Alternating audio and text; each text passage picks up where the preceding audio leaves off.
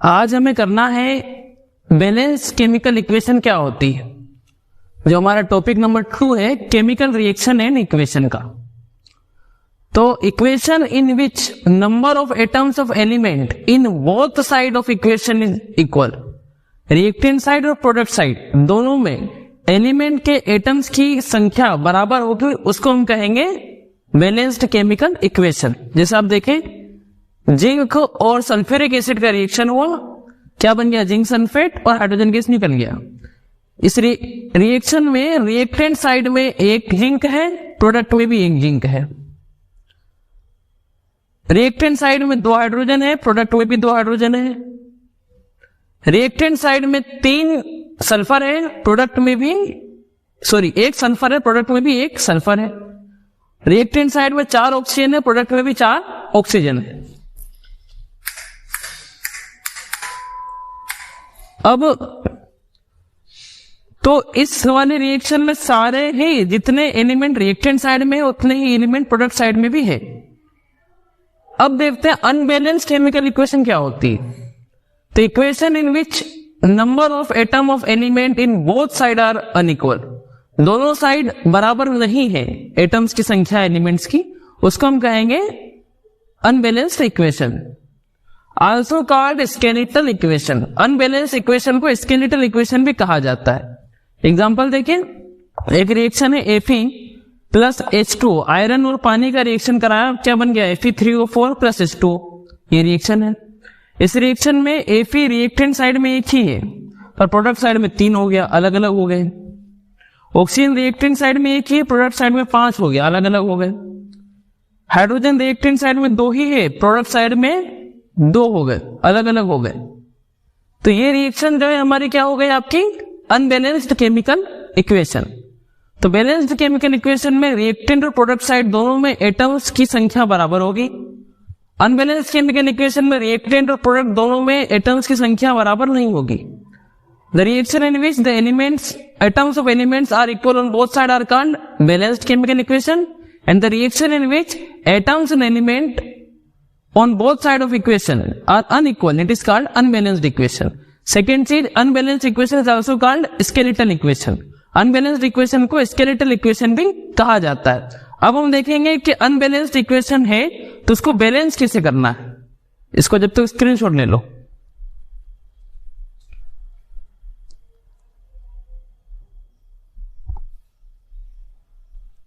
अब देखते हैं how to balance chemical equation. Chemical equation को बैलेंस कैसे करना है। एक इक्वेशन है unbalanced, Fe plus H2O, Fe3O4 plus H2।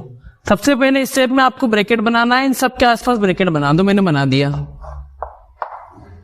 अब ये ब्रैकेट इसलिए बनाया, ये बताता है कि अब जो भी मल्टीप्लाई होगा वो ब्रैकेट के बाहर होगा, अंदर मल्टीप्लाई नहीं होगा।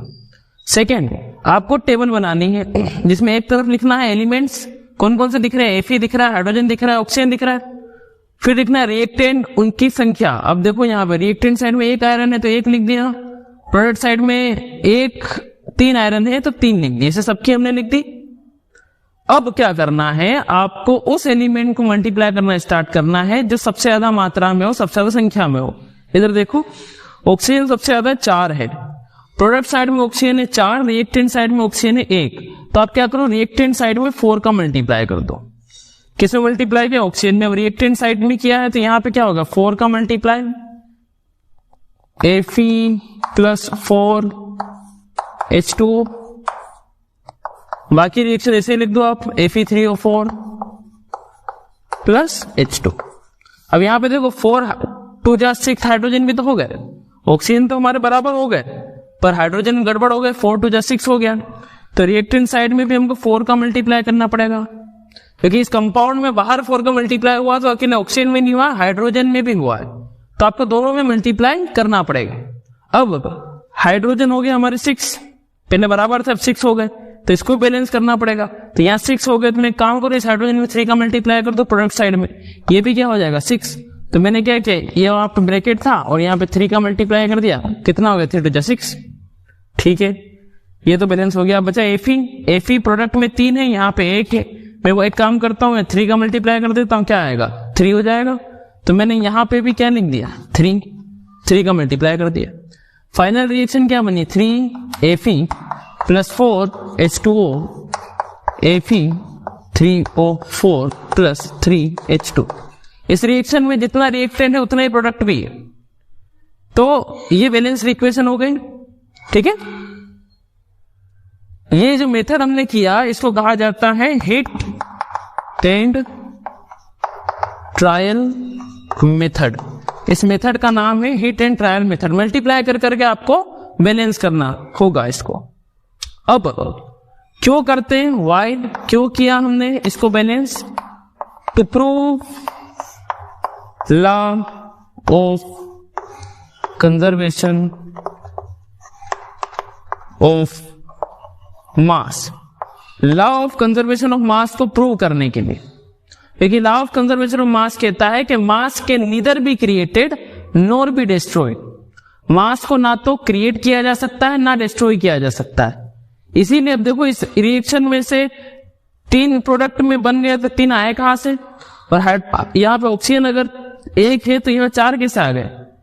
तो रिएक्टर में ना तो कोई चीज बनती है ना दुनिया में कोई चीज, सभी चीजें एक से दूसरे में कन्वर्ट होती। ये law of conservation of mass कहता है। इसी को सही ठहराने के लिए हम रिएक्शन को बैलेंस करते हैं। So balance chemical reaction to prove law of conservation of mass.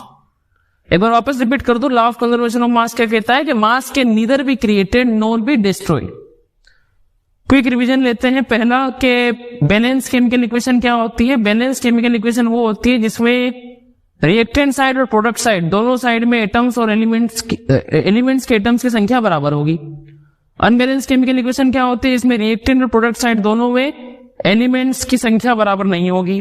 Unbalance chemical equation को स्केलेटल केमिकल इक्वेशन भी कहा जाता है। इक्वेशन बैलेंस कैसे करते हैं, हिट एंड ट्रायल मेथड से।